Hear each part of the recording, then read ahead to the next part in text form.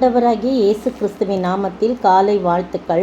இன்றைய மன்னா, நீயோ மனம் திரும்பி கர்த்தரின் சத்தத்துக்கு செவி கொடுத்து, நான் இன்று உனக்கு கற்பிக்கிற அவருடைய கற்பனைகளையெல்லாம் எல்லா கற்பனையின்படியும் செய்வாய். உபாகம் 30:8. நேற்றைய தினத்தில் உபாகம் 8:2 பார்த்தோம். அதுலேயும் இப்படி தான் கர்த்தருடைய கர்த்தரிடத்துக்கு திரும்பி கர்த்தருடைய சத்தத்துக்கு முழு இருதயத்தோடும் முழு ஆத்மாவோடும் நீயும் உன் பிள்ளைகளும் செவி கொடுத்தால் நான் உன் சிறையிருப்பை மாற்றுவேன், உனக்கு இறங்குவேன், உன்னை சிதறடித்த எல்லா ஜனங்கள் மத்தியிலையும் உன்னை நான் கூட்டி சேர்ப்பேன்னு சொல்லி ஒரு ஆசீர்வாதமான வாக்குத்தத்தத்தை கொடுத்தார். இன்றைக்கு பாருங்கள், நீயோ மனம் திரும்பி கர்த்தரின் சத்தத்துக்கு செவி கொடுத்து, நான் இன்று உனக்கு கற்பிக்கிற எல்லா கற்பனையும் செஞ்சானா என்ன செய்வேன் நான் பாருங்கள், எல்லா நிபந்தனையோடு கூட ஆசீர்வாதம். அப்பொழுது உனக்கு நன்மை உண்டாகும்படி உன் தேவனாகிய கர்த்தர் உன் கைகள் செய்யும் எல்லா வேலைகளிலும், உன் கர்ப்பத்தின் கனியிலும், உன் மிருக ஜீவனின் பலனிலும், உன் நிலத்தின் கனியிலும் உனக்கு பரிபூர்ணம் உண்டாக செய்வாராம்.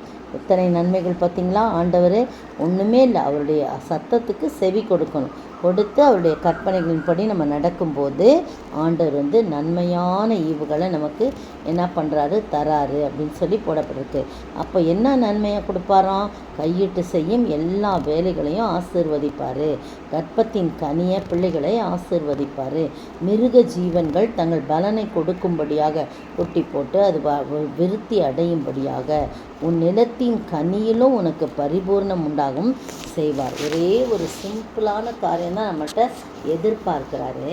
ஆனால் அவர் நம்ம அதை செஞ்சிட்டோம்னா அவர் நமக்கு செய்கிற நன்மைகள் ஏராளமாக இருக்குது. அதனால் எப்பவும் நன்றியுள்ள பிள்ளைகளாக நம்முடைய வாழ்க்கையை நடத்தும்போது நிச்சயமாய் நம்மை பரிபூர்ணம் உண்டாகும்படியாக செய்வார். ஒரு குறைச்சல் கிடையாது. எத்தனை ஆபிரகாமை எப்படி ஆசீர்வச்சார் பாருங்க. அவருடைய சொத்து நில பூமி தாங்கக்கூடாதான் இருந்துச்சான். யோபு எப்படி ஆசீர்வச்சார் பாருங்க. ஒருத்தரையா நம்ம சொல்லிக்கொண்டே போகலாம். அருமையான வழியில் எந்த ஒரு மனிதன் கர்த்தருடைய சத்தத்துக்கு செவி கொடுக்கணும். அவர் வார்த்தை என்ன சொல்கிறாரோ அவர் பாட்டுக்கு சொல்ல, நம்ம பாட்டுக்கு ஒரு காரியத்தை எப்படி கர்த்தருடைய சத்தம் வேத வசனங்களின் மூலமாக, அவருடைய கற்பனைகளின் மூலமாக, அவருடைய கட்டளைகளின் மூலமாக அதை நம்ம பிரசங்கம் பண்ணும்போது, அவர் நம்மோடு பேசும்போது நம்ம உடனே கவனமாக அந்த சட்டத்துக்கு செவி கொடுத்து அதை அதன்படி நம்ம செய்யும்போது என்ன நடக்குது? நன்மைகள் உண்டாகுது. நன்மைகள்னால் கொஞ்சம் நெஞ்ச நன்மை இல்லை. கர்த்தர் செய்த நன்மைகளை எப்படிலாம் நம்ம அளவிட முடியாத நன்மைகள். நம்ம இந்த வயசு வரைக்கும் இருக்கிறோம், ஜீவனோட சுகத்தரும் பலத்தோடு இருக்கிறோன்னு சொன்னால் அவருடைய கிருபை எல்லாமல் அவர் ஒன்றுமில்லை. எனவே அவருடைய சமயத்தில் நம்மை தாழ்த்தி அவர் சத்தத்துக்கு செவி கொடுக்க நம்ம ஒப்பு கொடுப்போமா? செபிப்போம். ஆத்துமாவே நன்றி சொல்லு முழு உள்ளத்தோடே, என் கர்த்தர் செய்த நன்மைகளை ஒரு நாளும் மறவாதே. கிருபை இரக்கங்களால் மணிமுடி சூட்டுகின்றார், வாழ்நாளெல்லாம் நன்மைகளால் திருப்தியாக்குகின்றார். ஆத்துமாவே நன்றி சொல்லு முழு உள்ளத்தோடு, கர்த்தர் செய்த நன்மைகளை ஒரு நாளும் மறவாதே. கர்த்தர் செய்த நன்மைகளை ஒரு நாளும் மறவாதே. ஸ்தோத்திரிக்கிற ஆண்டவரே, துதிக்கிற ராஜா, எத்தனை நல்ல தேவன் ஆண்டவரே. நாங்கள் எப்போதும் நன்றியுள்ள பிள்ளைகளாக நீ நன்மையை செய்கிறீர்.